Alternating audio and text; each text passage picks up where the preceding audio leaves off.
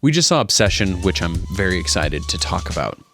I really wanted to see this movie, even though I didn't really know much about it, but I was not let down. In fact, quite the contrary. I found it to be a phenomenally entertaining movie.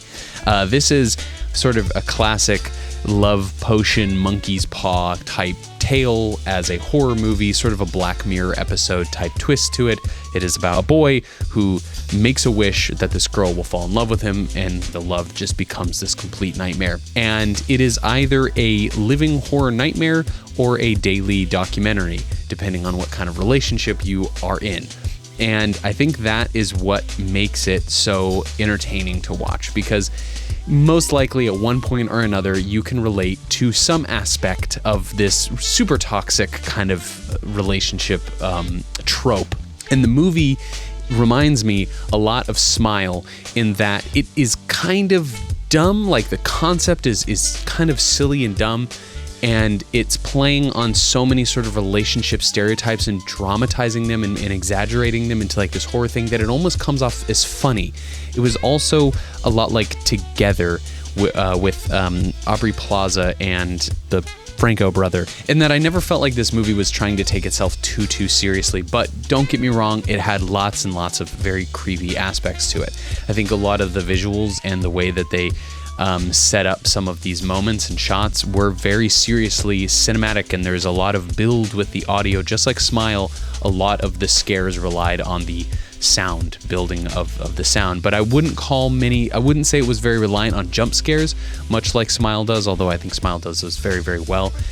This movie is a lot of setup to a jump scare, but never completes the jump scare, if you will. And I think that it kind of does that in its favor, taking advantage of the fact that you're waiting for that jump scare that never comes, that builds that anticipation, much like a maybe a movie that does that a lot too is Paranormal Activity. There's a lot of good use of shadows in the movie. I think there's moments where there's really, really good lighting, and the lighting is helping sort of tell the story of what is happening with the characters.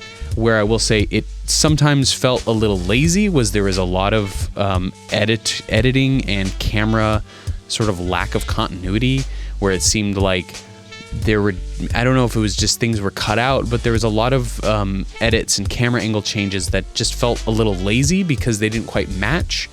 A character walks to one side of the room, cuts, and now the character's kind of like at a different angle or a different part of the room, kind of, or there's like a different lighting setup. There's just all these little awkward things that didn't feel intentional enough. If they were intentional, they didn't come across that way. They almost felt mistakes, or like mistakes. I'm not sure what was going on there, but I think that was fine. I don't think it took away from the movie, but I just thought it was an interesting element to it. There was a lot of atmosphere to it, a visual atmosphere that felt like they were almost trying to dip their toes in sort of this retro 80s kind of what's that huge show that everybody loves?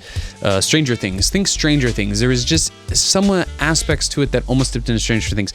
And I love the soundtrack because I personally am a huge fan of liminal space type aesthetic. And this movie incorporated a lot of that in its music. It's music, this wasn't in the movie, but music like this.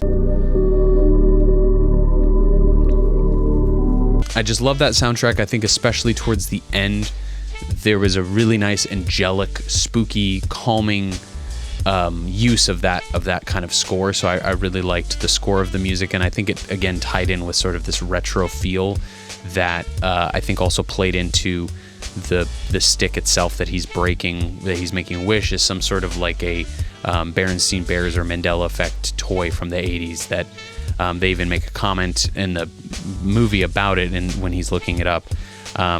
But ultimately, yeah, I think it just plays out really funny, but still scary. So I think it's not terribly serious, but it is really entertaining.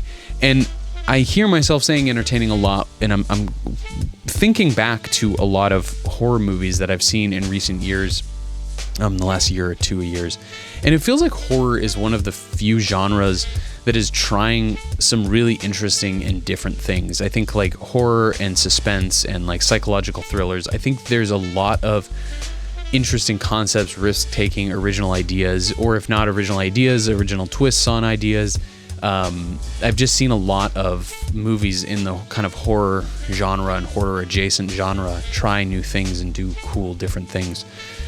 So it's really cool, especially, again, to compare this movie to Together. There's just something that is a bit of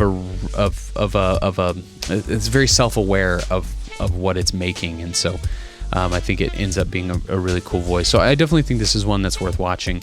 I don't necessarily think you need to catch it in theaters or anything like that, but it's certainly one to check out for streaming. I think it's really funny. Honestly, I found it to be like a well done horror movie that had me cracking up the whole time, just because I don't know, you just got to watch it, I guess. So I would give it a good 8 out of 10. Just because it was very, very funny and enjoyable.